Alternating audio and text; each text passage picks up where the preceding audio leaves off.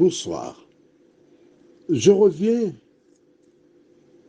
une fois de plus vers toi afin de progresser dans la compréhension de la vie de Moïse. Nous allons prier afin que Dieu nous aide à comprendre ce magnifique récit. Notre Seigneur et notre Dieu, la journée s'est achevée avec un cornet de surprise. Et ce qu'il y a de magnifique, Seigneur, c'est que tu nous aies conservé le souffle de vie, afin d'approfondir la connaissance, de telle sorte que nous puissions tirer toutes les leçons qui s'imposent de tout ce que nous lisons dans la parole. Cet esprit, merci de nous conduire dans toute la vérité. Au nom de Jésus et pour ta gloire éternelle. Amen. Exode chapitre 4, les versets 4 et 5 déclarent: L'Éternel dit à Moïse, étends ta main et saisis-le par la queue.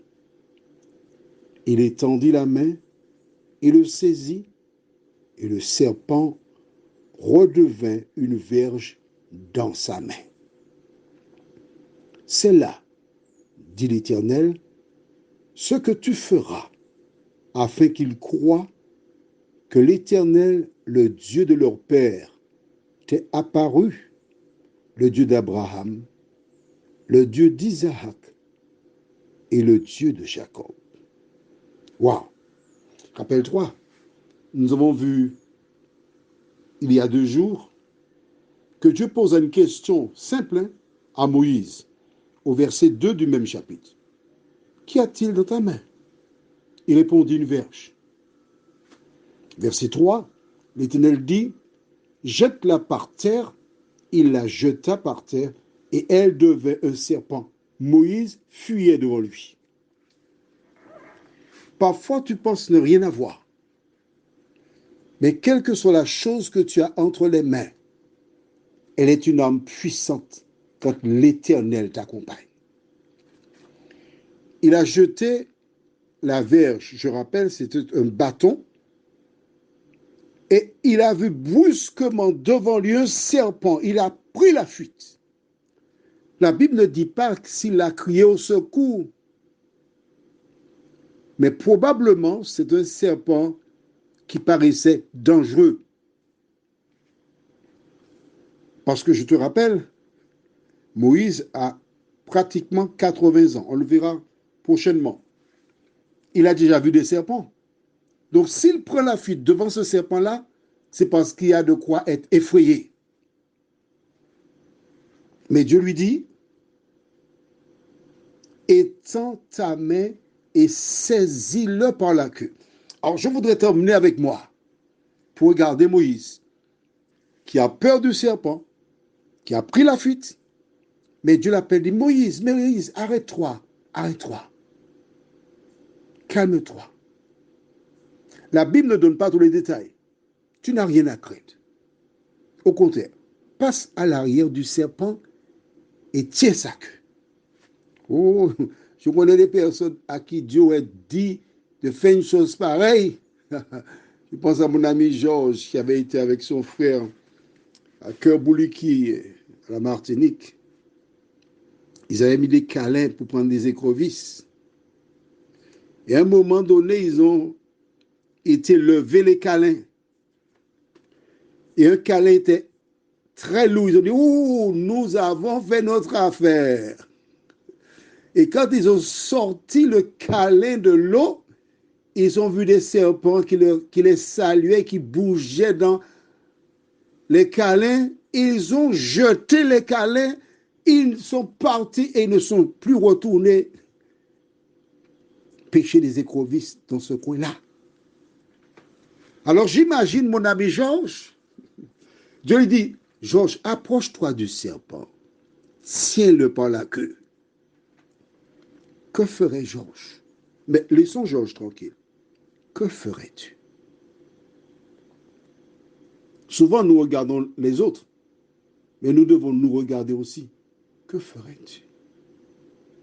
Moïse qui avait peur, il démontre qu'il a déjà confiance en Dieu, il retourne, il obéit, il passe par derrière, il tient le serpent par la queue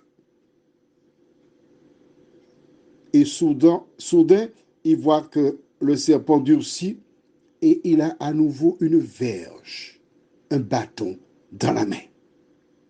Waouh! Il avait déjà vu le buisson ardent, maintenant il voit la verge qui est devenue bâton. Exceptionnel. Dieu fait des miracles. Mais le verset 5 nous interpelle. C'est là, dit l'Éternel, ce que tu feras, afin qu'ils croient que l'Éternel, le Dieu de leur père, t'est apparu. Le Dieu d'Abraham, le Dieu d'Isaac et le Dieu de Jacob. Note avec moi que lorsque Dieu s'est présenté à Moïse, c'est par le buisson ardent. Il l'a interpellé par un miracle. Et maintenant, il permet que la verge devienne un bâton. Et verset 5 nous enseigne qu'il confirme ou déclare que lorsqu'ils verront cela, ils croiront. Notre Créateur sait que les hommes aiment voir des démonstrations. Et quand ils voient une démonstration, ils croient. Dans les derniers temps, l'ennemi fera des démonstrations, des miracles. Et les personnes qui aiment les miracles seront largement servies. Ce qui est important, ce ne sont pas les miracles, mais c'est ce qu'enseigne la parole de Dieu.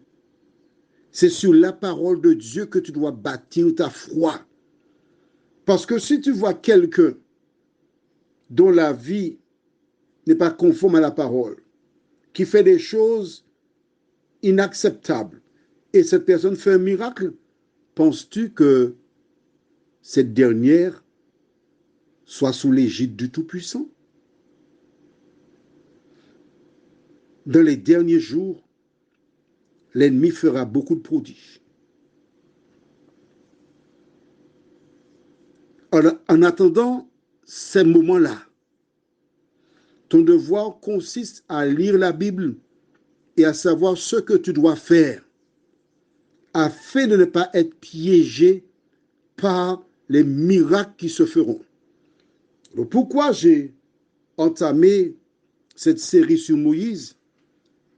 Tu comprendras plus tard, parce que nous parlerons aussi de miracles, des actions des québoiseurs, pour te démontrer qu'il y a un moment où ils ne peuvent pas aller plus loin. Mais les agents de Satan font beaucoup de miracles. Quand tu auras un moment de temps, je t'invite à lire le livre de Job, chapitre 1er.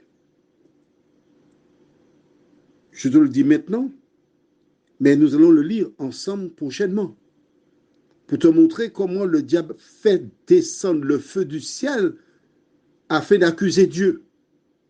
Mais ne regarde pas au miracle, regarde à la parole de Dieu. Prions. Notre Seigneur et notre Dieu, nous voyons comment tu interpelles Moïse.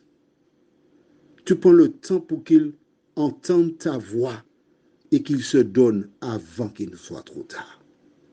Seigneur, il nous arrive aussi d'entendre ta voix.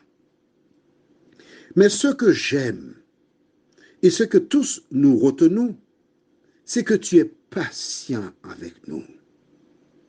Tu vas à notre rythme. Aide-nous, ô Éternel, en nous appuyant sur ta parole, à avoir l'attitude adéquate pour te croire. Moïse n'avait pas beaucoup d'exemples avant lui, mais nous avons beaucoup d'exemples Parce que la Bible a été écrite pour notre instruction, à nous qui sommes parvenus à la fin des temps. Merci de continuer ton œuvre en nous, Seigneur. Nous t'avons prié au nom de Jésus et pour ta gloire éternelle. Amen. Que l'Éternel continue de veiller sur toi. Et il me tarde de te retrouver demain soir, si Dieu veut.